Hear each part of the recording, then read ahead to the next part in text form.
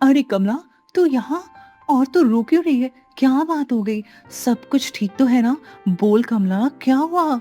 ये क्या बोलेगी भाभी, हम दोनों ही घर छोड़कर आ गए। उस घर में जैसा सब कुछ हुआ आपके साथ वैसा ही हमारे साथ भी हुआ है।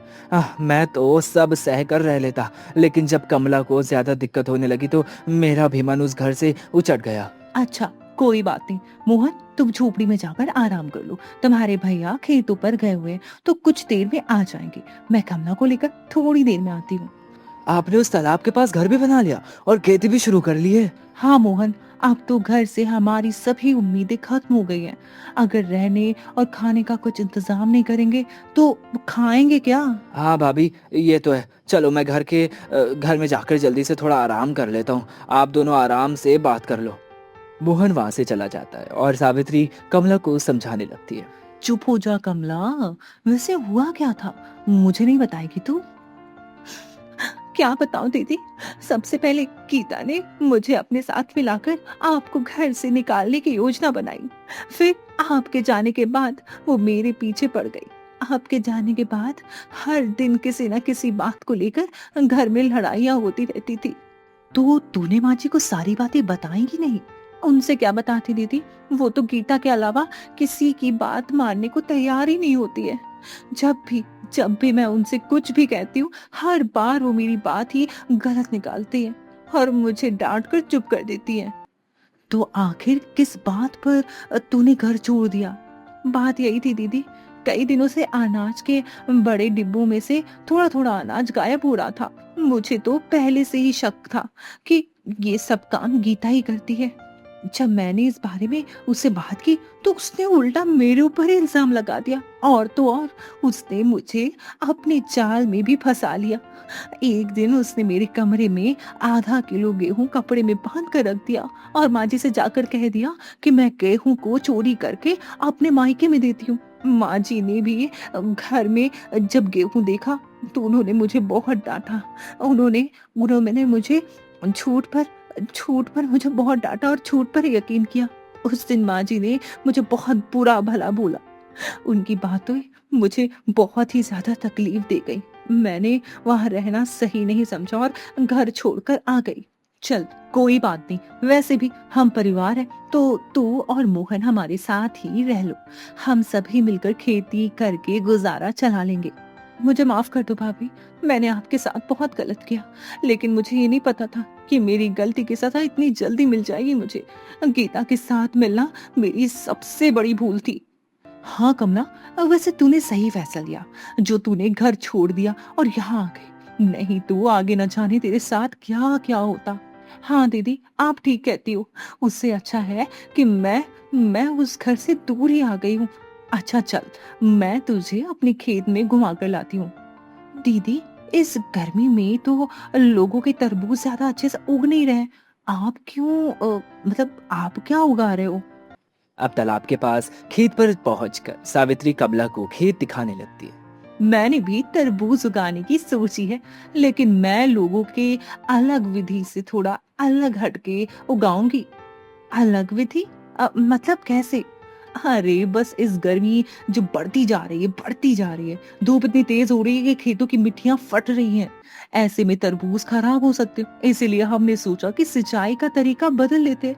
अगर हम सामान्य तरीके से सिंचाई करेंगे तो उसका पानी उल्टा सूख जाएगा और मिट्टी हर बार सूख कर फट जाएगी। पानी की मात्रा भी ज्यादा लगेगी। उतना पानी तालाब से निकालकर खेतों में डालना संभव नहीं है। इसीलिए हम मटका सिंचाई विधि का उपयोग करेंगे। लेकिन इस विधि में करना क्या होता है दीदी? इस विधि में क्या करना होता है, चल बताती हूँ। इस बारे में तुझे कल सब कुछ पता चल जाएगा। हम सभी कल ही सिंचाई के लिए पूरे खेत में मटके लगाएंगे। आगे की सारी विधि तुम खेत में जाकर ही देख लेना, ठीक है? अच्छा ठीक है दीदी, चलो अब हम भी घर चलते हैं। धूप बहुत तेज हो रही है। अगले दिन रामवीर के साथ सभी लोग अनेक मटके लाकर खेतों पर रखने लगते हैं।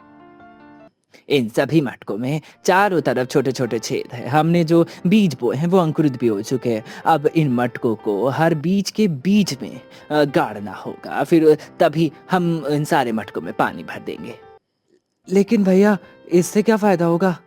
इससे ये फायदा होगा कि जैसे ही धूप की वजह से पानी जल्दी सूख जाता है, वैसे ही जमीन के अंदर मटके में रखा पानी जल्दी नहीं सूखेगा। उसके छोटे छोटे छेदों से पौधों को पानी मिलता रहेगा। इस तरह पानी जल्दी सूखने की बजाय काफी समय तक रिश्ते हुए पौधों को मिलता रहेगा। इससे हमारे पौधे भी अच्छे सूख पाएंगे।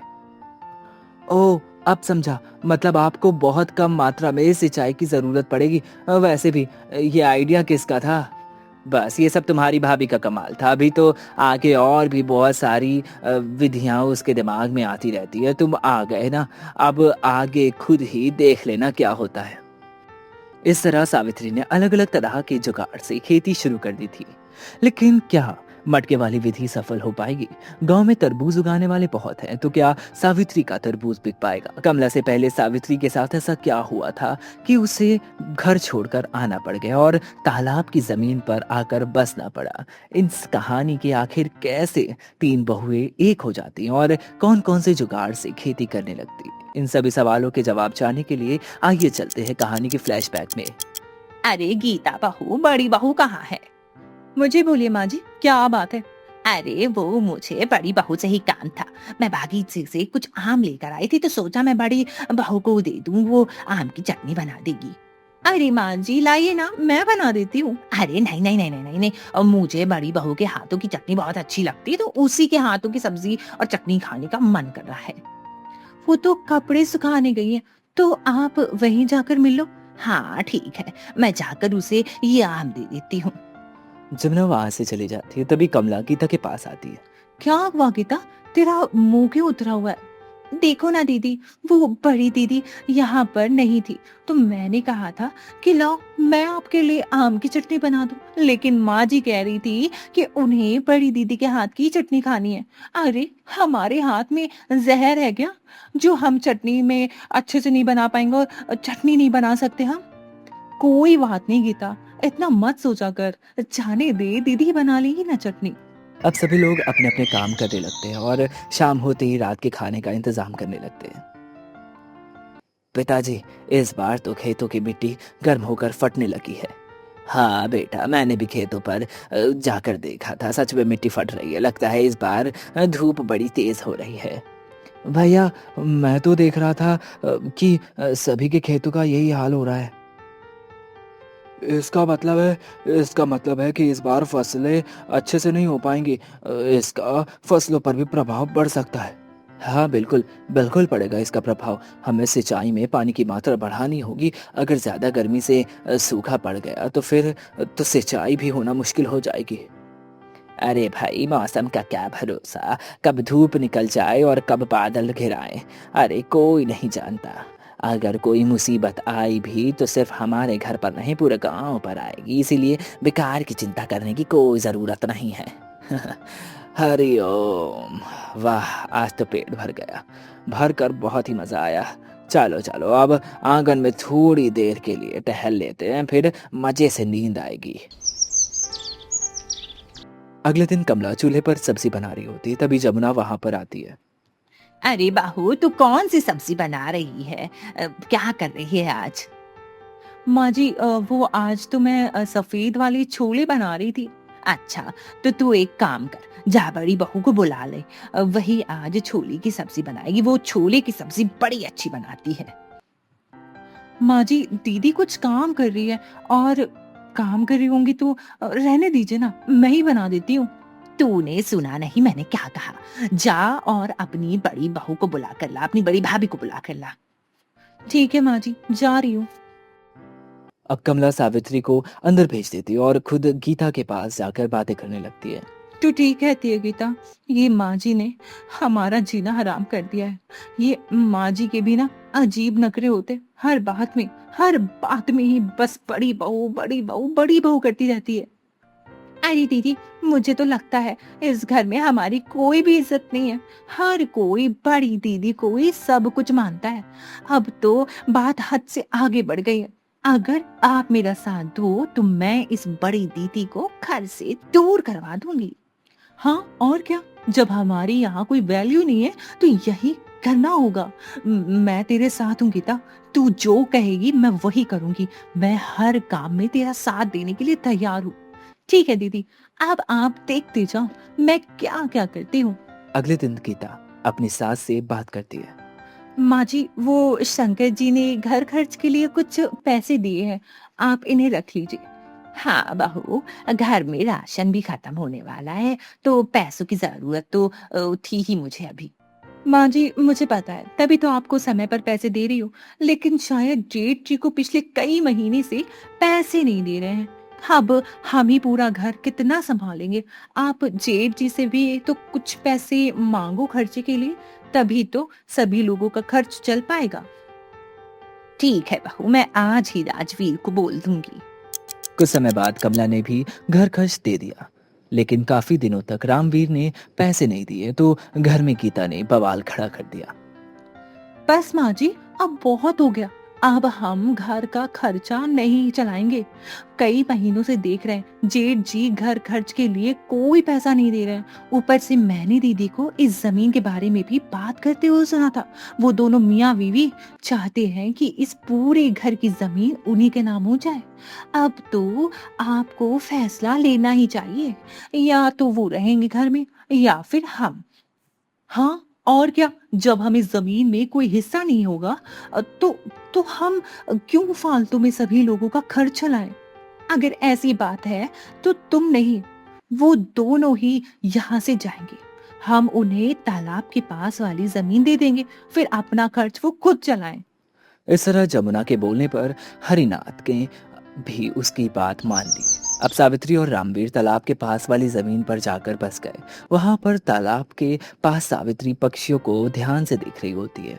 बेचारी ये पक्षी, देखो ना, धूप में परेशान होकर यहाँ पर पानी पीने आती है। हाँ, लेकिन दुख की बात यह है कि धूप तेज होने के कारण इस तालाब को पार करके जहाँ भी जाते होंगे, फिर से इन्हें प्यास लग जाती होगी। काश इन लोगों को यही आसपास कहीं बसेरा मिल जाता, लेकिन यहाँ तो चारों तरफ एक भी पेड़ नहीं दिखाई देता है। एक उपाय है जिससे हमें सब्जी भी मिल जाएगी और इन पक्षियों को रहने की जगह भी। मैं इस बारे में इनसे बात करके देखती हूँ। अरे सावित्री, तुम यहाँ पर क्या कर रही हो? आज सुबह का खाना बनाना है, यहाँ पर खड़ी क्यों हो? यहीं पर खड़ी रहोगी क्या? हाँ, मैं अभी बना लूंगी, लेकिन उससे पहले मैं आपसे कुछ बात करना चाह रही थी। हाँ बोलो, क्या बात है? मैं कह रही थी कि क्यों ना हम तालाब के किनारे खाने के लिए बेल वाली सब्जियां उगाएं। इससे ये रहेगा कि एक बांस की मचान पर सब्जियां उगा दूंगी, तो उसकी छाया में प्यासे भटकते पक्षी आराम कर लेंगे और हमारे लिए बेल वाली सब्जियां भी मिल जाएंगी, जैसे करेला हो गया, कद्दू और लौकी भी। आप इन सभी को बेचकर कुछ आमदनी भी बना सकते हैं। बाकी उन बेचारे पक्षियों के लिए हम छोटा-सा, थोड़ा-सा गेहूँ और चावल डाल दिया करेंगे, तो इससे उनकी भूख भी मिट जाएगी और प्यास भी मिट जाएगी। ये तो पुण्य का काम है। ठीक है, लेकिन गेहूं और चावल हिसाब से डालना, क्योंकि घर में हम कम ही लोग हैं। गेहूं चावल लाए हैं, बहुत कम है हमारे पास। वैसे तुम्हारी सब्जी वाला से ये जुगाड़ बुरा नहीं है, अपना भी भला हो जाएगा और पक्षियों को भी दान पुण्य हो जाएगा। हाँ, हाँ, वो तो है। इस तरह सावित्री अपने पहले जुगाड़ से घर की आमदनी और पुण्य का काम आगे बढ़ाने लगी। उधर कमला के साथ भी कुछ ऐसा ही होने लगा जैसे सावित्री के साथ हुआ था। गीता अब कमला के साथ भी वैसा ही करने लगी थी। एक दिन सीधा गेहूं के बड़े डिब्बे में से गेहूं निकाल कर ले जा रही थी, तभी कमला। अरे गीता, तू तू ये क्या कर रही है? गेहूँ कहाँ लेकर जा रही है? अब वो कहीं नहीं जा रही हूँ दीदी। वो मैं, घर में आटा खत्म है क्या? हाँ, मैं यही कहने वाली थी। उसके लिए ही तो गेहूँ पिसवाने थे। तुम कब से गेहूँ पिसवाने लगी? माँ जी को बोल दिया होता, वो शंकर को बोल देती। नहीं दीदी, वो मैंने सोचा आज बोरी में भर कर रख देती हूँ, फिर कल बोल दूंगी। अच्छा मुझे काम है तो मैं काम कर लेती हूँ। गीता वहां से चली जाती है और कमला सोच में पड़ जाती है। ये गीता करना क्या चाह रही है? कहीं ये गेहूं की चोरी तो नहीं कर रही है? माँ जी, आज मैं आपको कुछ दिखाना चाहती हूँ। आप मेरे साथ कमला दीदी के कमरे में चलो। अरे, ये क्या है बहू? ये वही है जिसके बारे में मैं आपको अक्सर बताया करती थी। इस गट्ठर में गेहूं रखा है। हमारे घर का गेहूं कोई और नहीं बल्कि कमला दीदी चुराती है। और तो और वो इस गेहूं को इकट्ठा करके चोरी करके अपनी मायके बेच देती है। क्या ये कमला हमारे साथ इतनी बड़ी चोरी कर रही है? हाँ माँ जी, मैं तो कहती हूँ आप आज इसकी खबर ले ही लो। तू जा, इसे बुला कर ला, फिर मैं उसे अच्छे से बताती हूँ। कमला के आने के बाद क्यों रे बहू, तू घर का गेहूं चोरी करके अपने मायके कब से भिजवा रही है? ये क्या कह रही हैं आप? क्या बोल क्या रही है माँ जी? भला मैं ऐसा क्यों करूंगी? मेरे मायके में कोई कमी नहीं है जो मैं आपका अनाज चुरा कर वहां भेजूंगी। माँ जी, झूठ, सरासर झूठ बोल रही है ये। गेहूं यही चुराती है। चुप कर गीता, मुझे अच्छे से पता है ये सब तेरा किया धरा है। चुप करो, चुप कर छोटी। ये गेहूं का गट्ठर तेरे कमरे से ही मिला है मुझे। मुझे नहीं पता कि ये मेरे कमरे में कैसे आया। मैंने चोरी नहीं की है। तू कुछ भी बोले, चोरी तूने ही की है। ठीक है, अगर आप लोगों को ऐसे ही लगता है तो एक चोर का यहाँ रहकर क्या कर लेगा? कल को कुछ और भी सामान चोरी कर सकती हूँ, इसीलिए मैं ये घर छोड़कर जा रही हूँ। चली जाती हूँ यहाँ से। चली जा। मुझे तो पहले ही यहाँ से तुझे भेज देना चाहिए था। तुझे तो यहाँ से चले जाना चाहिए था। अभी चली जा, कम से कम हमारे घर का अनाज तो सलामत रहेगा। इस तरह कमला और मोहन भी घर छोड़कर तालाब वाली जमीन पर पहुंच जाए। वहां सावित्री ने दोनों को अपनी झोपड़ी में रख लिया। फिर उन्होंने देखा कि मटके की सिंचाई की विधि से तरबूज की फसल और भी ज्यादा उगने लगी है। अरे भैया, आपको पता है गांव में क्या हो गया है? नहीं, मुझे नहीं पता है। तुझे कोई खबर मिली? हाँ भैया, गांव में कितने लोगों के भी तरबूज के फल उग आए हैं। सभी के फल खराब होते जा रहे हैं। क्या? लेकिन ये कैसे हुआ? भैया, गांव में सूखा पड़ चुका है। ठीक से सिंचाई ना होने के कारण सब फल बर्बाद होते जा रहे हैं। भगवान का लाख लाख शुक्र है कि हमारे फलों को कोई भी नुकसान नहीं हुआ है। अब तो ये बेचने लायक भी हो गए हैं। ये सब तेरी भाभी के जुगाड़ का कमाल है। हाँ भैया, भाभी ने तो कमाल का जुगाड़ लगाया है। अब गांव वाले जब इन तरबूजों को मतलब देखेंगे तो खुश हो जाएंगे और किसी का तरबूज बिकेंगे नहीं। हमारी तरबूज सबसे ज़्यादा अच्छे हैं तो यही बिकेंगे। हाँ, ये तो है। चलो, खर्चे भर की आमदनी तो निकल ही आएगी इन सारी चीज़ों से। अगले दिन से दोनों भाइयों ने टोकरी में रखकर तरबूज बेचना शुरू कर दिया। फिर समय के साथ पैसे होने के बाद उन्होंने खुद सामान लेकर ठेले का जुगाड़ भी कर लिया। उधर घर में दोनों बहुएं दूसरी खेती करने के बारे में सोच रही थी। तभी कमला बोली, दीदी, अब तो हमारे पास पैसे भी हो गए हैं और जमीन के पास तालाब भी है। तो क्यों ना हम एक पानी खींचने वाली मोटर खरीद लें। फिर उस मोटर से प्लास्टिक का पाइप जोड़ देंगे। इस पाइप को उन बांस के डंडों से जोड़ देंगे और फिर जो खेत में चारों तरफ बिछे होंगे ना, तो उससे क्या होगा ना, बांसों के चारों तरफ छोटे छोटे छेद करने के बाद उनसे अच्छे से हम लोग पूरी जगह सिंचाई कर पाएंगे, एकदम फव्वारे की तरह, जिससे जो है सभी सब्जियों तक पानी पहुंच पाएगा। और जब मोटर चालू होगी तो सब कुछ सही हो जाएगा, जो देखने में एकदम अलग लगेगा और अच्छा भी होगा। हाँ, आइडिया तो अच्छा है। कोई बात नहीं, हम तुम्हारे जुगाड़ से भी सब्जियां उगाकर देख लेते हैं। इस तरह कमला के जुगाड़ से भी खेती शुरू हो गई। जब उनके खेत में बांस के छेदों से फव्वारे निकलते, उड़ते हुए पक्षी उसमें नहाने लगते, उस नज़ारे को दूर से देखकर बड़ा आनंद आता था। उधर गीता कमला और सावित्री की तरक्की देखकर जलने लगी। ये दोनों जेठानियां तो कुछ ज्यादा ही तरक्की कर रही हैं। मुझसे इनकी तरक्की देखी नहीं जाती है। मैं आज रात के अंधेरे में जाकर इनकी सब्जियां कुचल दूंगी और कुछ सब्जियां तो अपने घर में भी ले जाऊंगी। अगली सुबह जब रामवीर ने बेल वाली सब्जियां और तरबूज के फल देखे तो वो परेशान होने लगा। अरे अरे, ये सब क्या है? हमारे खेत में कोई जानवर आए थे क्या? हाँ भैया, लग तो ऐसा ही रहा है। यहाँ भला कौन आएगा? लगता है हमें खेतों की पहरेदारी करना शुरू कर देना होगा। इस तरह दोनों भाइयों ने रात में जाकर पहरेदारी करना शुरू कर दी। ये सब देखकर गीता ने सुबह उस बांस वाले खेत के जाने की ठानी, क्योंकि वहां पर ज्यादा सब्जियां उगी हुई थी। कोई भी नहीं देख रहा है, मुझे चुपचाप यहाँ से सब्जियां लेकर भाग जाना चाहिए। उधर तालाब के पास खड़ी कमला पानी की मोटर चालू कर देती है और खेतों में तेज फव्वारे उठने लगते हैं। अरे अरे, ये क्या हुआ? अचानक से खेतों में पानी का फव्वारा कैसे चालू हो गया? हे भगवान, हे भगवान! अब क्या करूं? अब मैं यहाँ से कैसे भागूं? इस फव्वारे में तो चारों तरफ है। हे भगवान, मुझे तो रास्ता भी नजर नहीं आ रहा है। घबराकर इधर उधर भागने लगती है। हाय भगवान, अब मेरे पास कोई चारा नहीं है। मुझे किसी को आवाज लगानी होगी। बचाओ, बचाओ! कोई है क्या? मुझे इस फव्वारे से बाहर निकालो। तभी गीता गिर जाती है। आई माँ, हाय हाय!